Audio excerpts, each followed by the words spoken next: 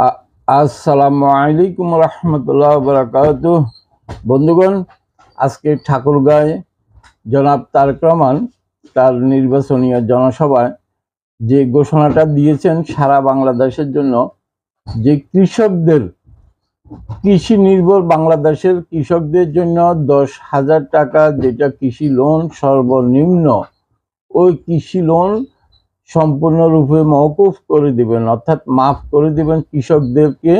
আর যে ব্যাংকগুলো থেকে টাকা নেওয়া হচ্ছে, ব্যাংকের টাকা ফেরত দেবেন সরকারের তহবিল থেকে। অর্থাৎ কৃষক তার ঋণ থেকে দায় মুক্তি পাবেন, তার ঋণ পরিশোধ করবে। জনাব তারেক রহমানের সরকার যদি গঠন করতে পারে, সরকার বিএনপি যদি রাষ্ট্র ক্ষমতায় যেতে পারে, তাহলে তারা কৃষকদের 10,000 টাকা যে কৃষি লোন নিচে নীতি পূর্বে বা নেবেন, সেগুলো আর ফেরত দেওয়া লাগবে না, এই মর্মে ঘোষণা দিলেন জনাব তারেক রহমান। তো বাংলাদেশ যখন কৃষি প্রধান দেশ, বাংলাদেশের ভোটাররা, সারা বাংলাদেশের কৃষক শ্রেণীর ভোটারের জন্য একটি সুবর্ণ সুযোগ, সুবর্ণ একটি গোল্ডেন মোমেন্ট।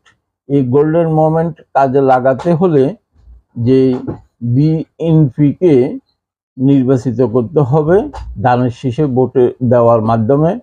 তাই জনগণের প্রতি আহ্বান থাকবো, তারেক রহমানের হাতকে শক্তিশালী করুন, সারা বাংলাদেশে ধানের শীষকে জয়যুক্ত করুন এবং আপনারা ঋণ থেকে মুক্তি লাভ করুন। সারা বাংলাদেশে যখন আগামী সরকার ঋণ পরিশোধ করবে, কয়েক হাজার কোটি টাকা সরকারের খরচা হবে, যেটা বিভিন্ন ট্যাক্স এবং বিভিন্ন পন্থা থেকে সরকার পরিশোধ করবেন।